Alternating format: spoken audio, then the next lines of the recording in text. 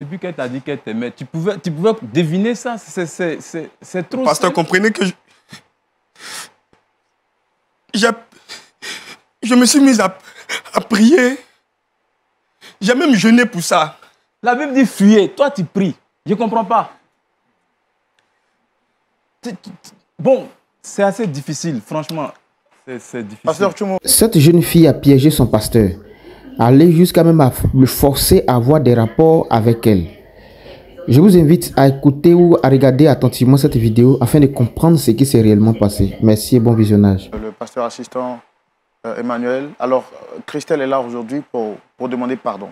Parce que depuis un certain moment, elle n'arrive plus à dormir. Ses nuits sont troublées et elle est venue là sur le plateau pour faire une confession. Elle aura donc besoin que vous puissiez l'écouter pour comprendre ce pourquoi elle est là. Mais déjà, parlez-moi un peu de Christelle, vous en tant que pasteur. Bon, Christelle, c'est la fille, comme j'ai dit, d'un diacre de mon église.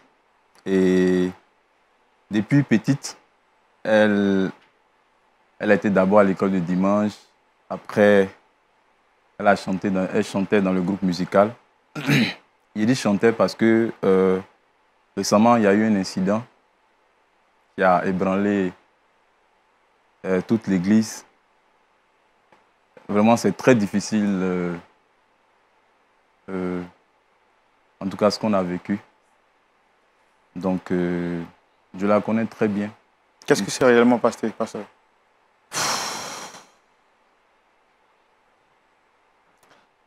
Ok. Le frère Emmanuel, anciennement pasteur assistant de mon église, a eu à forniquer avec la sœur Christelle, dont il avait la charge de l'encadrement spirituel, étant donné qu'il était encadreur spirituel du groupe musical. Voilà. Donc c'est un scandale, un très gros scandale actuellement que traverse l'Église et dont nous peinons à en sortir parce que ça crée beaucoup de dégâts. Ça crée beaucoup de dégâts. Lesquels? J'ai un dixième des frères de l'Église, des frères et sœurs de l'Église qui ne veulent plus entendre parler de l'Église et tout. Parce qu'ils estiment que quand même ça a été cautionné. Vu que Emmanuel ici présent était mon protégé. Voilà, donc... mais moi-même, j'en ai fait les frais. J'en ai fait les frais, étant donné que Emmanuel était le fiancé de ma fille. Et nous étions dans l'organisation, je crois, à 3 mois du mariage, quand cet incident est arrivé. Et une grossesse ayant été la conséquence de leur acte, vraiment, ça crée beaucoup de choses. Bon, je ne vais pas trop revenir dans les détails. Comme elle dit qu'elle est venue demander pardon, franchement, moi aussi, je me posais beaucoup de questions. J'ai besoin de comprendre qu'est-ce qui s'est passé réellement pour qu'on en soit arrivé là. Emmanuel, bon, depuis la situation, selon les coutumes de l'église et tout, on l'a banni, mais il ne m'a pas vraiment expliqué ce qui n'a pas marché. Vous savez, quand tu as mis ta confiance en quelqu'un et que tu reçois ça en retour, c'est très difficile. Très, très difficile. Voilà, même si c'est une personne que j'ai beaucoup appréciée et aimée. Mais bon, donc je veux en savoir assez sur cette histoire. Pour pouvoir aussi trouver des mots pour parler à ma fille. Comment elle se sent? Parlant de votre fille, comment elle se sent actuellement? Trahie, déboussolée. Et l'image même de Dieu dans son cœur a pris un coup. Voilà. Vous savez, l'espérance que les femmes ont dans le mariage. Voilà. Et à 3 mois du mariage, ça pouvait venir de tout le monde sauf d'Emmanuel, vu la place qu'il occupe dans l'église. C'est vraiment, l'homme a tout fait. Son dévouement était sans faille. Et sa foi chrétienne même n'a jamais été mise à l'épreuve de cette manière. Donc, personne ne pouvait imaginer un tel acte venant de lui. Donc, ma fille est assez déçue, déboussolée. Bon, pour le moment, c'est sa mère qui essaie. Moi aussi, j'essaie de parler, mais sans comprendre véritablement ce qui n'a pas marché. Est-ce que c'est parce qu'Emmanuel n'aimait pas ma fille? Est-ce qu'il y a eu une situation avec Christelle, qui est son amie? Bon, je suis assez perdu. Voilà. Et aujourd'hui, quels sont les rapports que vous entretenez avec le diacre, qui normalement est son père, je pense? Bon, quand la situation est arrivée, il a voulu que Emmanuel puisse épouser Christelle. Bon, ce n'est pas dans les usages de notre mission. Donc, j'ai fait selon ce qui me convenait de faire. Ce que je veux savoir, est-ce que vous avez de bons rapports aujourd'hui avec le diacre? C'est difficile. Il ne décroche pratiquement plus mes appels. Voilà. Comme j'ai dit, Emmanuel était mon protégé.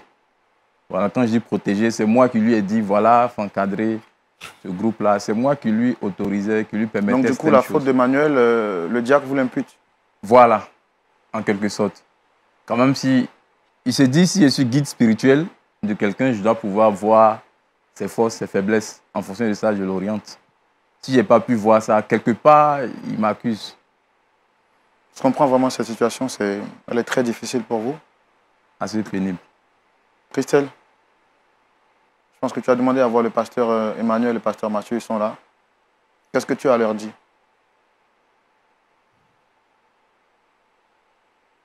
D'abord, je tiens à demander pardon au pasteur pour la faute et aussi à demander pardon à Emmanuel qui, aujourd'hui, par ma faute, se retrouve dans cette situation. Et là, je me dis que tu es heureuse, c'est ça, non? Tu es heureuse. Heureuse, si je l'étais, je n'allais vraiment pas venir sur ce plateau-là, convoquer ce plateau-là pour te demander pardon. Je ne sais pas vraiment ce qui m'a pris pour qu'on en arrive là. Mais il faut dire que j'étais... En fait, je ne peux pas m'imaginer qu'en venant te dire cela, il fallait me dire que j'étais déjà avec Rebecca.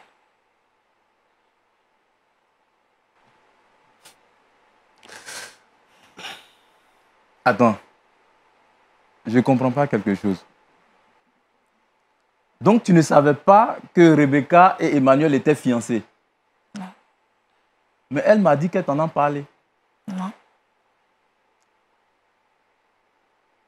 Et même s'ils ne sont pas fiancés, bon, c'est un pasteur, rien ne disait que c'était ton fiancé ou bien il t'était promis quelque part. Bon, qu'est-ce qui s'est passé au juste? Et pourquoi c'est toi qui demandes pardon? Bon, qu'est-ce qui s'est passé concrètement? Si vous me permettez, monsieur. Oui, Christelle, est-ce que tu peux expliquer au pasteur ce que tu m'as dit en privé? Il faut dire que depuis l'arrivée du pasteur Emmanuel, je ressentais quelque chose pour lui.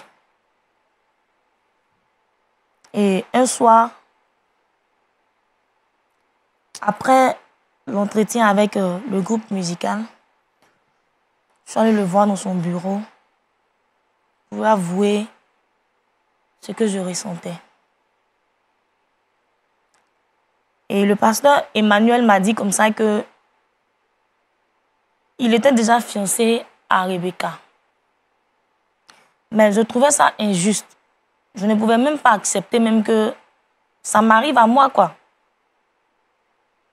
Du coup, j'ai commencé à nourrir de la haine pour Rebecca, mais tout en me rapprochant du pasteur Emmanuel. Et le jour de la présentation,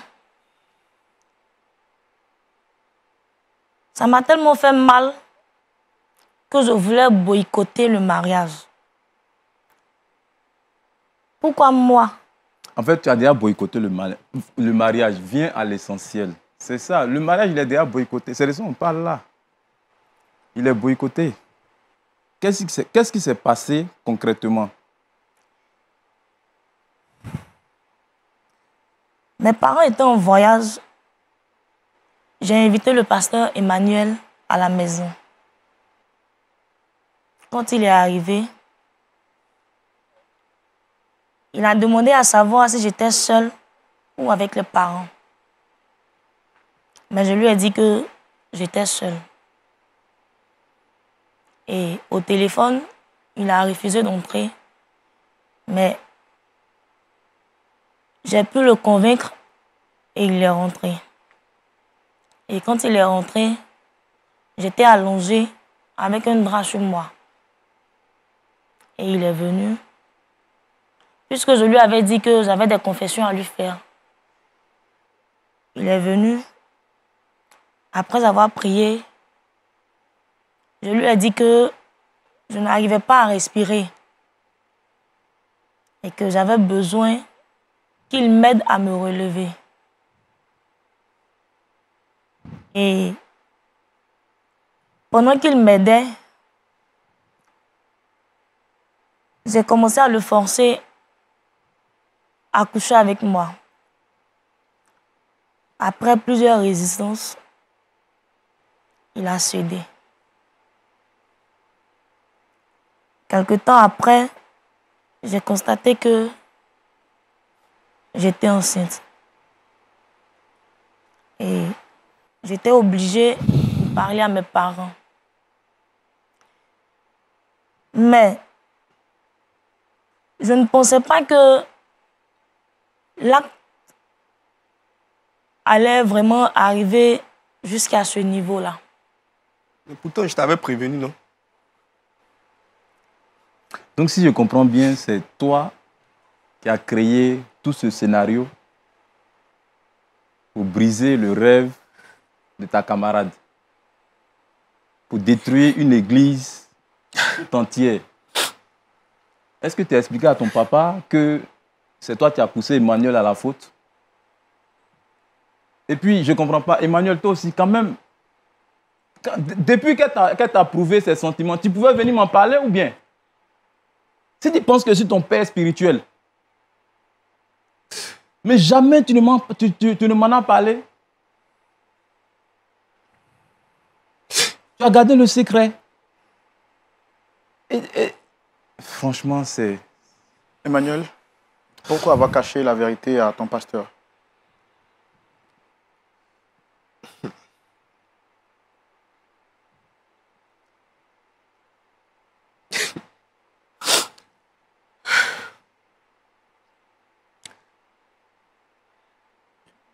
Je suis responsable. Responsable de plusieurs personnes dans l'église. Et ce n'est pas le premier problème que j'arrive à résoudre. Je me suis dit que je maîtrisais la situation, que je pouvais lui venir en aide. Je ne m'attendais même pas. C'est maintenant que je comprends que en réalité, c'était un piège. C'était un truc qu'elle avait préparé il y a longtemps. Mais... c'est pas possible. Depuis qu'elle t'a dit qu'elle t'aimait, tu pouvais deviner ça. C'est trop... Pasteur, comprenez que je me suis mis à prier. J'ai même jeûné pour ça. La Bible dit fuyez. Toi, tu pries. Je ne comprends pas. Bon, c'est assez difficile. Franchement, c'est difficile. Pasteur Tchoumo. Oui, Roland. Nous voici encore face à une autre situation difficile, très difficile, parce qu'il s'agit là maintenant de famille, mais surtout du corps de Christ, c'est-à-dire l'Église. Comme tu le disais tout à l'heure, c'est une situation troublante. Et face à une telle situation, on n'a pas de mots pour pouvoir traduire ce qu'on ressent. Mais je voudrais dire ceci, que la tentation, la pratique du péché sont des choses qui sont monnaie courantes dans nos assemblées. J'ai écouté le récit de Christelle qui a dit qu'elle est née d'une famille chrétienne, qu'elle a grandi dans l'église. Donc, elle essaie de faire ce qu'elle peut pour plaire à Dieu. Christelle n'a pas dit qu'elle est convertie. Elle dit qu'elle est née d'une famille chrétienne et qu'elle a grandi dans l'église et elle essaie de faire ce qu'elle peut pour plaire à Dieu. Moi, je veux lui poser une question. Christelle, avant le pasteur Emmanuel, tu es sorti avec combien d'hommes déjà? Aucun. Aucun homme? Qui t'a appris toutes ces stratégies-là? Ce que tu n'as pas l'habitude de faire. Tu as regardé ça dans le film ou bien? Voyez-vous que c'est qui tend un piège. Un vrai piège hein, qui ne peut pas rater. Ses parents sont absents. Elle attire le pasteur dans sa maison. Et puis elle se met dans une position où elle pense qu'elle ne va pas rater sa cible. Et effectivement, elle a atteint sa cible. C'est une technique et une vilaine technique qu'elle a utilisée. Elle est dans le groupe musical et elle dit qu'elle aime, elle, depuis que le frère est arrivé dans l'église, elle l'aime. Elle aime. Et le frère lui dit, je suis fiancé. Elle dit que moi, là, tu vas aller avec moi. Elle n'a pas dit ça ouvertement, mais elle a planifié pour que cela soit. C'est une interpellation, c'est vrai. Il s'agit ici d'un pasteur qui a connu des déboires, donc qui est en train de subir la sentence de ce qui est arrivé. Mais je veux dire que c'est une technique vieille, une vieille technique qui perdure dans l'Église. Ce n'est pas seulement au pasteur que cela peut arriver. Ça peut arriver à tous les hommes qui sont dans l'Église. Voyez-vous, souvent je vois sur les réseaux sociaux des gens qui, pour se moquer des pasteurs, ils utilisent deux choses pour se moquer des pasteurs. Ils utilisent les femmes, ils utilisent l'argent pour se moquer des pasteurs. Mais ça doit nous interpeller quand même, parce qu'il y a des gens, bien que quelqu'un n'ait pas la pensée d'une telle pratique, il y a quelqu'un dans le secret, qui planifie pour l'introduire dans une situation. Et donc, voilà ce que ça produit. Ma petite, aujourd'hui, tu dis tu regrettes. Regret là, ça va nous donner quoi? Le regret là va rien nous donner. Les conséquences sont énormes. L'homme de Dieu ne peut plus exercer. Parce que le thème que son pasteur a utilisé, il a utilisé le fait fornication. Il a forniqué. Bon. Et généralement, quand c'est comme ça, c'est l'homme qu'on voit. Maintenant aussi, ton père ne peut plus partir à l'église. Et tu dis que ça te chagrine. Le pasteur principal est en train de nous dire que 10% de l'église a quitté l'église à cause de cette situation. Il se trouve même que c'est le mari de sa fille que tu as arraché. Donc, tu t'es créé tellement d'ennemis. Il y a quoi à toi? Mais ce genre de pratique-là, je ne veux pas que tu continues dans ça. Sinon, tu vas te perdre. Et toutes les filles qui ont ce genre de mentalité pour faire tomber les hommes de Dieu, je vous interpelle pour que vous puissiez demeurer dans la foi. Quelqu'un l'a dit déjà sur ce plateau. Chacun doit avoir son mari. Chaque mari doit avoir sa femme. Si ta soeur quelque part, si ton frère quelque part, il faut te retirer. Femmes, là, il y en a beaucoup. Garçons aussi, il y en a beaucoup dans l'église. Donc, tu peux avoir pour toi. Mais je voulais vous dire quelque chose. Parce qu'elle a joué un peu avec l'esprit du pasteur. Mais je pense que le pasteur est en partie responsable de ce qui est arrivé. La fille te dit, je te veux. Toi. Tu lui dis, non, je ne veux pas, parce que je suis déjà avec une autre femme. Mais, ce qui est sûr, elle t'a dit, je te veux. Et toi-même, c'est rentré dans ta tête. Quand une femme dit à un homme, je te veux, ça rentre dans ta tête, ça rentre dans son cœur. Même s'il dit, il ne veut pas, s'il dit dans un premier temps qu'il ne veut pas, peut-être que c'était une façon de faire pour dire que non, je suis déjà avec quelqu'un. Lui-même, dans son cœur, il voulait. Pourquoi? Le pasteur principal a utilisé une expression tout à l'heure. Il dit, au lieu de prier, il faut fuir. Dans tous les péchés, dans tout ce qui existe dans la Bible, le Seigneur, la Bible nous demande de résister au diable et il fuira loin de nous. Mais quand il s'agit au péché de la sexualité, la Bible dit fuyez. Et donc le pasteur est dans la ligne. Si tu es face au sexe opposé, c'est difficile pour toi. À moins que ce jour-là, tu aies une force spéciale. Mais quand tu es dans ton temps de faiblesse, parce que tout le monde a un temps de faiblesse. Quand tu es dans ton temps de faiblesse, tu vas chuter. Maintenant, tu as chuté. C'est comme tu as mangé, puis tu as nettoyé ta bouche, tu es assis. Tu es venu, tu n'as pas parlé de ça, et puis bon, tu es là. Bon, on te demande aussi, tu ne parles pas.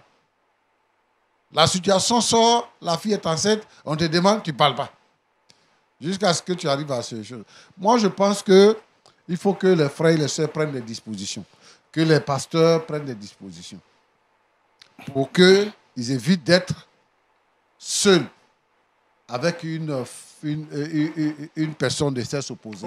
Les frères comme les sœurs, qu'ils évitent d'être vraiment seuls avec des personnes de sexe opposé. Vous voyez, avant, l'église à laquelle j'appartiens, quand vous étiez fiancés, il y avait un intermédiaire entre vous. Quand vous devez rencontrer votre fiancé, vous partez avec lui. Lui, il est assis là et puis vous causez. Et puis vous vous séparez.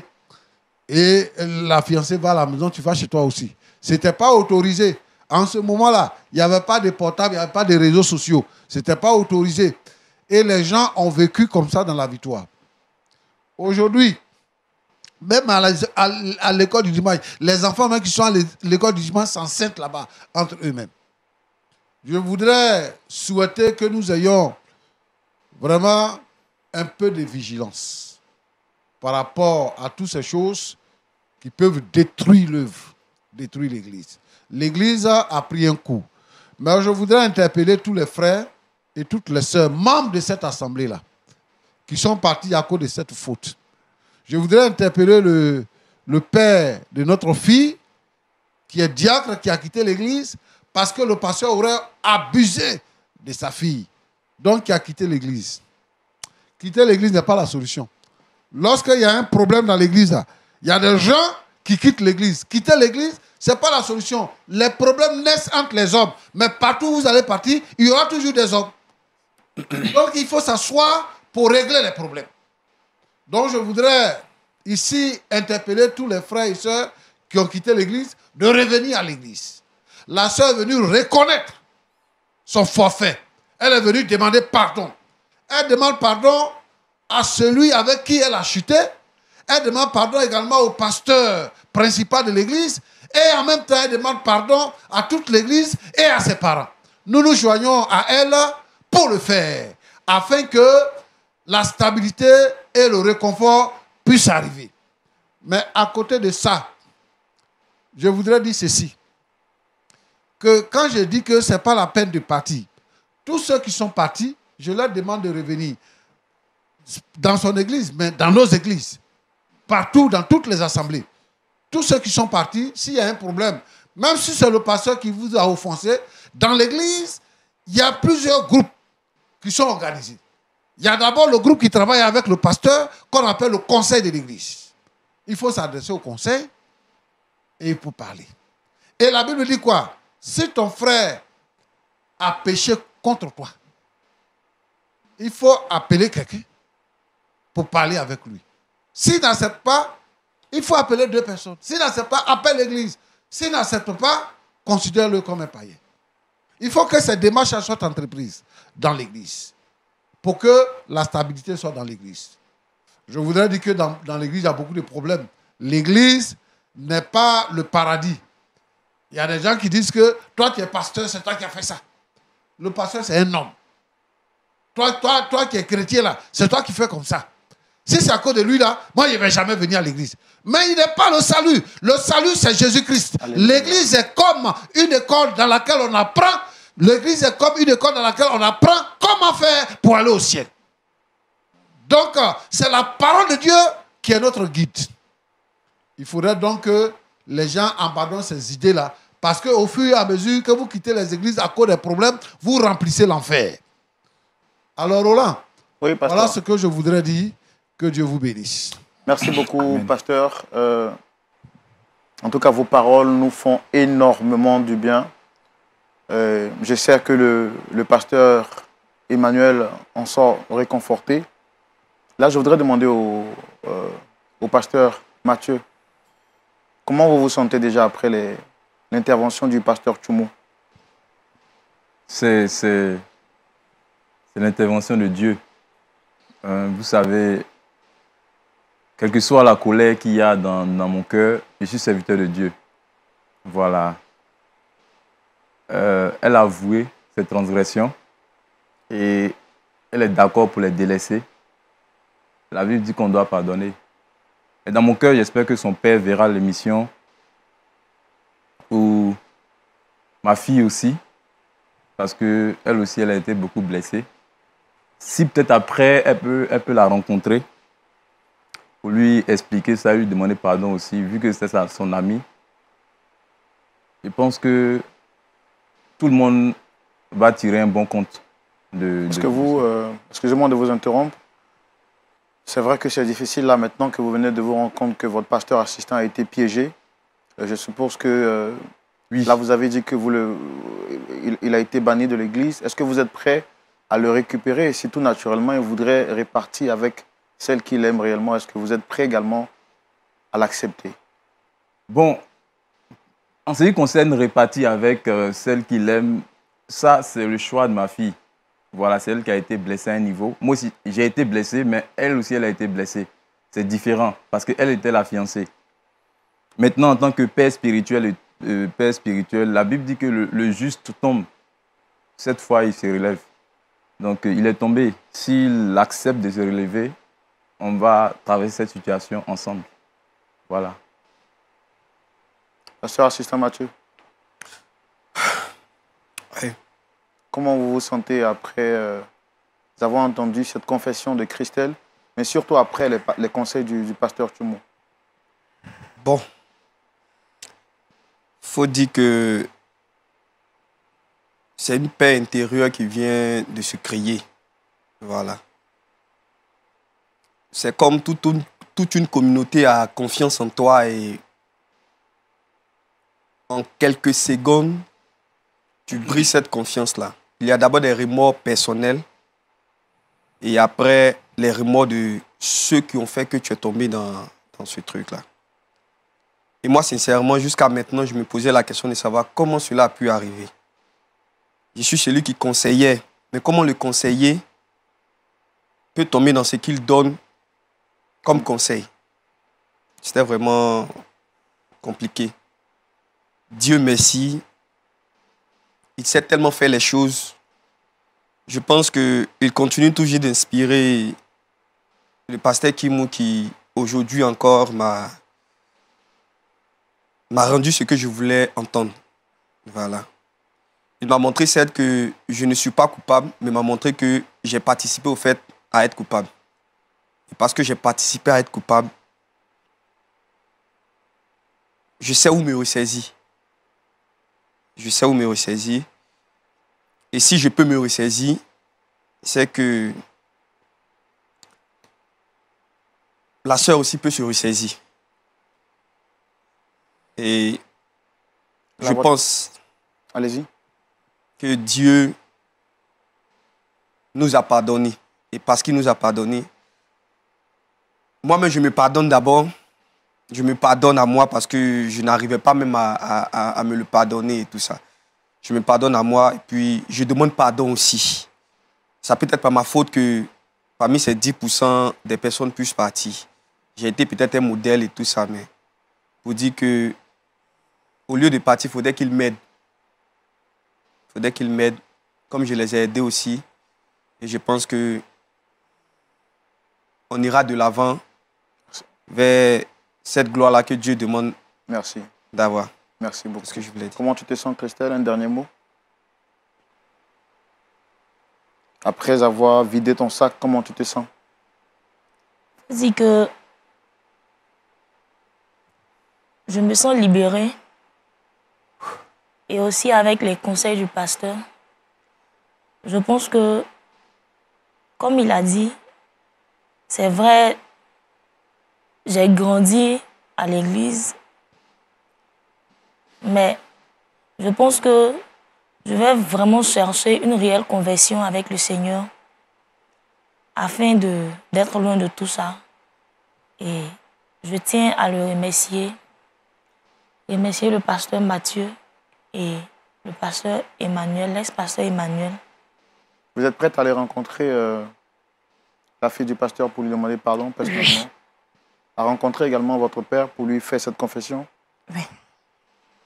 En tout cas, merci d'être passé. Pasteur, oui. Nous tirons vers la fin de l'émission. Oui. Comme toujours, je voudrais vous demander, s'il vous plaît, de les recommander à la grâce de Dieu. Ô Dieu Tout-Puissant, Père éternel, toi qui sais toutes choses, toi qui penses nos plaies, Seigneur, cette situation, toi tu la maîtrises. Je te demande, ô Dieu, de permettre que les uns et les autres se réconcilient. Maintenant que toute la vérité a éclaté, Seigneur notre Dieu, permet que tous ceux qui ont quitté l'Église reviennent et que la vie de Dieu, la joie de Dieu soit à nouveau installée dans le temple. Seigneur, c'est toi qui pardonnes le péché. Pardonne donc aux jeunes pasteurs et à la jeune dame leur péché et permets que, Seigneur, ils soient engagés à nouveau avec toi. Seigneur notre Dieu, sois béni pour toutes ces choses au nom de Jésus. Amen. Amen. Je pense que cette vidéo nous a enseigné de faire beaucoup attention à nos fidèles, à des personnes que nous croyons qui sont différentes des autres. Il a été piégé par sa fidèle, ou pour ne pas dire par son fidèle, et aujourd'hui il a toutes sortes de problèmes. Toi qui es dans cette oppression en ce moment précis, je prie que Dieu t'aide à t'en sortir. Au travers de cette vidéo, que tu puisses prendre la meilleure décision afin de pouvoir atteindre l'objectif que Dieu demande de toi. Que son nom soit béni. Merci, à la prochaine.